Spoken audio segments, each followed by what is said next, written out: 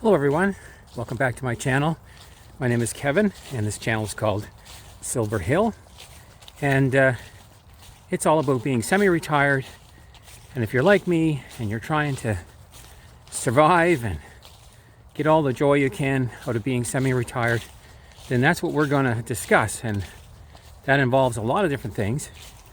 But a few things that have been on my mind is that once you get semi-retired, well, let's kind of define. This is part 2 actually of another video I did, and it's gained some interest on YouTube, so I thought I'd continue talking a little bit more about semi-retirement. Semi-retirement to me is essentially being somewhat retired, but either working part-time or finding different, doing different things, keeping busy, and also trying to make some extra money while you're doing that. If you're the type of person that's retired or semi-retired and you don't need the money, then this channel's probably not for you, but you can stay and keep watching. But if you're the kind that can just go somewhere and be on an island of your own and kick back and enjoy the last act, as they call it, of your life, then I guess go and do it. But don't forget others and less good circumstances yours. I'm right now walking through an apple orchard, and my face keeps getting covered with cobwebs from somewhere. I guess there's spiders trying to go from one to another. I'm not sure if you can see that. There's an apple right over there. Oh, there it is. Yeah, there's still a few on the trees that haven't fallen or been picked. Right now it's quite warm out. I'm in Nova Scotia. I'm on a farm, and I'm just taking a walk here, as I like to do. The ground is kind of rough because it is an orchard, so if you see me suddenly just drop out of the picture, I'll try to get back up. Yeah, get back up and keep going. So when I thought about this, I thought about semi-retirement. One of the big issues that we face is change in life. Change comes whether we want it to or not. And I do think that if we have a mindset that change is normal, then we're going to do better. We're going to do better off mentally. There's different ways a person could end up semi-retired, and that can affect your mental health. Mental health is one of them. Perhaps you had to leave early from your workforce, and I'm assuming probably more someone in their mid-50s to mid-60s. I would say more people fall into that of semi-retirement than into those age groups than any other ages. And so what happens is you have to do this major change for whatever reason. Maybe it's your physical health, maybe your company closed, corporation shut down, moved to some other country. Who knows? You just have had mental or physical health problems such that you just couldn't do even a part-time job anymore. Well, that's kind of what we're going to discuss here today, hopefully. I've kind of broken it down to 3 different things that happen in semi-retirement. And hopefully, at my age, with my memory going, I can remember them. One is acceptance. I call it the triple A's. A, acceptance of your situation. And then 2 would be an assessment of your situation. And 3, action. If you jump right into action, you may just cause yourself more mental distress. If you jump right into assessment, then you haven't mentally, in my opinion, prepared yourself for the change that's happened. So let's just start talking about assessment today. Acceptance. The number one thing when change happens, maybe it's in this case leaving the workforce full time, being the main person that maybe in your household was making all the income. Maybe you spent most of your life being the breadwinner, and now you're not for those different reasons. The first thing you're going to have to kind of come to grips with your situation, and it's this idea of acceptance. Now, you can push back on this and you can say, no, let's just fight. But I'm not proposing that we don't fight, but that we do so from a point of accepting our lowest possibilities first. Let me explain a little bit more.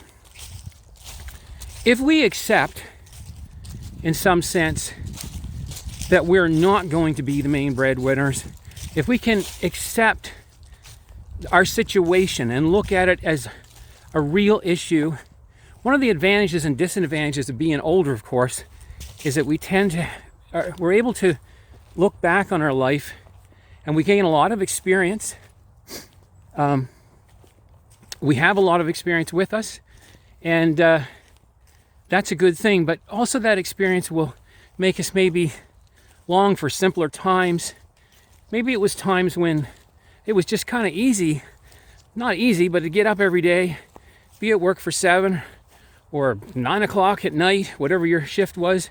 You got there, you did your thing, you got a paycheck, and you were used to that. Well, it's changed, and that is part of the acceptance. Accept that, not accept, but accept, ACC. Once you, in my opinion, and maybe you disagree with this, and if you do so, you can say so in the comments. I'm okay with that. Just try to be polite. This is going to be a polite channel, and I've got a thick skin. You can say what you want, but I like to keep it polite for everyone else. So if you can accept your situation as if you're at the bottom, in a sense. My dad used to say, you can only go up if you're at the bottom, right? So there is some good truth to that. It's a fairly nice day out here. We've had rain for a week here, and but so far the ground is not too wet.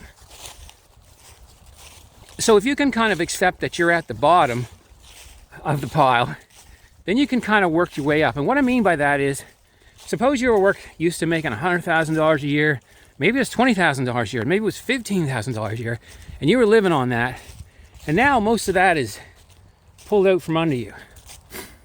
Maybe you're figuring you're just a little too young yet to go on your Canada pension or whatever your pensions are, and you'd just like to, if you have any, and you just like to make things better. Well, if you can accept first that your income may not be, and let's face it, probably won't be what you were making before. And you're going to say, well, that's not enough. I need more. But if you're approaching it with that kind of anxiety and stress, you're not going to produce anything for yourself any better. Not in my opinion. You're going to cause angst. You're going to bring on all kinds of physical problems with your body. Trust me, I have gone through anxiety issues, and in the past I've had to go to counseling and therapy, and it was all good. It was all good because I learned how to not think in, I wasn't thinking about this, but what is the term? Catastrophic thinking, yeah. That one thing leads to another, and another thing leads to another, and it's always bad. Now, it is true that bad things can pile up faster than good things. And super wealthy people are people that, well, they got some money and they did the right thing with it somehow. They knew what to do, and it basically made their situation better and better, whether it's through investments, stocks, bonds, whatever, that sort of thing. But suppose you're not in that situation, as I am not myself, then what you're going to sort of sit down and think about this and say to yourself, I kind of need to accept the fact that I'm not going to make what I made before.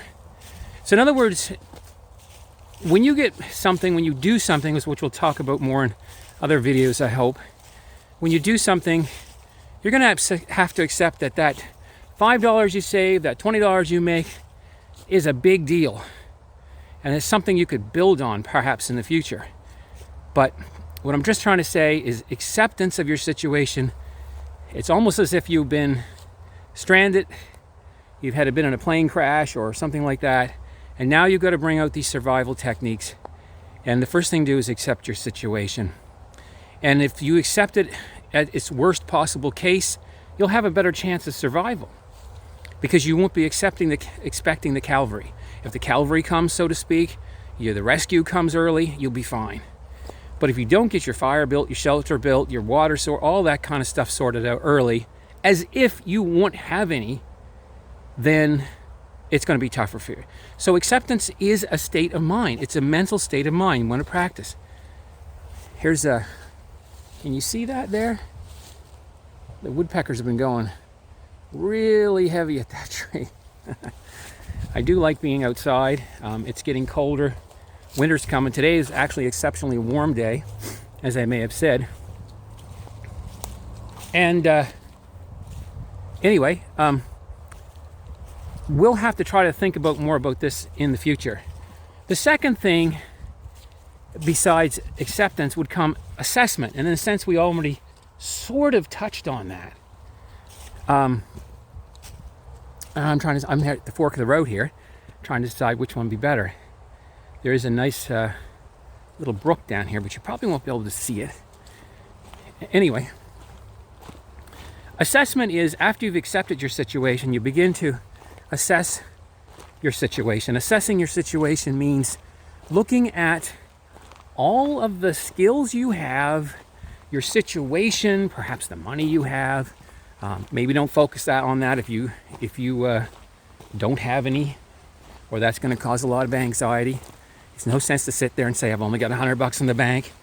That's not going to help you. I'm not sure if you can hear the water down there or not. Let's see. Now that's something, that peaceful sound, that can help your mental state as well. Nature can be quite a tough thing to survive in, but when it's calm and beautiful like this, it sure does help a person's state of mind. So assessment means, and I hope to go further into this, taking stock of what you have, looking back at your life. What have you done before? What are your interests? What are your knowledge? What is your knowledge all about? Just basically getting to know yourself, your family maybe better, how you interact with your community if you have some, where you fit in, where you don't. But basically looking at the positive aspects of who you are and what you can do. Here we are at a big field, big beautiful field. There's a highway back there which I can hear. Sorry. Yeah, you begin to. Oh, I'm gonna get wet feet because this grass is long. Oh well, won't be the first time. Bring the kid back on me. So assess all your abilities and the things you have, your geography, where you live. Do you have the internet? What are you capable of on a computer? What are you not? You want to also look at, this might fall into this category or not. Sometimes, say, if you're older, you may say, well, I don't even know how to have a Facebook post or anything like that. I don't think there's a point in going into things too heavily that you know you can't overcome. You can overcome them in time. Anybody can learn how to use Facebook. I'm not trying to sell Facebook here. I just mean social media, if it's any good. Social media can be very depressing for people. So it's not always the best solution. But you can, if you want, focus more on your abilities, your hobbies, your skills you've developed over years, and your knowledge. Write them down, look at them, talk to your family about them. And that will be a starting point for the third point, which is action. You're going to want to take action, and that will be something you kind of plan on. Your action will be to gather information first. I don't know, if you bake cookies and you're really good at that, and that's what you're kind of known for in your family or some people around, then you can begin to look at your options and say, this is part of action, actually, the planning. And you can look down and say, okay, is there a local place that's where I could be a vendor? Can I sell my cookies on Facebook? Whatever, and start very simple. You've got to start simple. Maybe you don't have the money for fancy ingredients, and you're going to have to figure out different ways like that. Action, there's all kinds of things that you can do. Some people do, yard sales, marketplace on Facebook, and you just got to look at these little things. But as we said in acceptance, get it out of your mind. This is my suggestion. I'm not trying to sound bossy, but get it out of your mind that you're going to get up every morning and you're going to come home with $15,000 or $100,000 a year. You've got a great idea, and you've got lots of experience as an entrepreneur, and you got access to capital. Go for it. Do your thing. Make lots of money. Make your family better, and your community better. But action is going to be involving planning and then implementing those plans. And I'll tell you, just planning things in your head is not enough. You have to try. And there's also a anagram or something for this, and I forgot what it is, but it's kind of the idea of you have to go back and always sort of, well, I guess it's like a loop again. You assess the results of your actions. See if chocolate chip cookies sell better in actuality than peanut butter ones or whatever. And, kind of go from there. Anyways, I kind of apologize. When I'm walking, I tend to do more of the and us because I think it's just because I'm trying to do a little bit of a heavy breathing here. Not too bad. I had health issues that kept me away from walking for almost a year. One was, it's called TERP, if you know what that is. It's done on the prostate to allow, maybe there's too much information for you, but it's basically prostate surgery. And then I ended up having a necrotic gallbladder. Actually, that occurred before that. So I was out for about a year, so I'm very grateful and thankful to be out here again, see this wonderful landscape. And this is, like I said, this is one of the first days in many it hasn't rained. So I guess this video is maybe a bit of a pre-introduction to some other thoughts I had written down, but I don't bring them with me, and write them on the side of a tree. And that is, accept your situation. That's the most important thing at first, is to accept what's happened to you. If you're in the hospital, you got to be there for now. You got to be home recuperating, and you just can't go to work, or you can't run your business. You need a certain sense of solemn acceptance of your situation, not a hopeless one, not that it's never going to change, but that you will also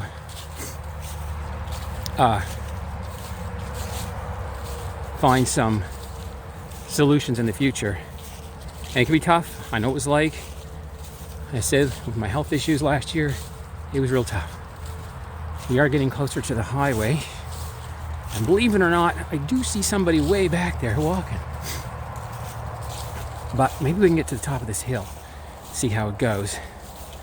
Yep, I had other thoughts, but I might leave them for another video soon. And I hope all is well with you.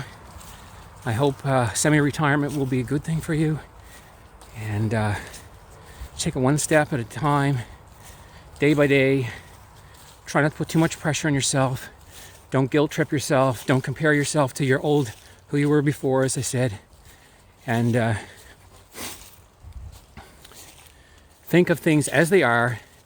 Try to also say to yourself every day, if you're feeling tired, it's easy to get up and say, because it's part of depression. I know what it is to be depressed too. My mental health issues were more based on anxiety, but I have felt depression as well, and it's the sense that of despair and no reason, no purpose.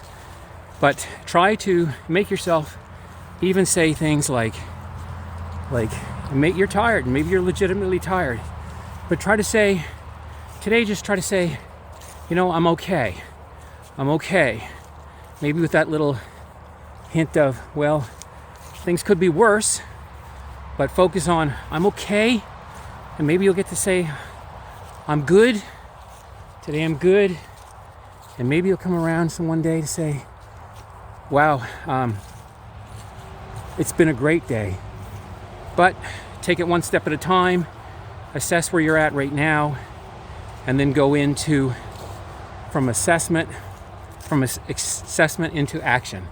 So that's the video for today. It's accepting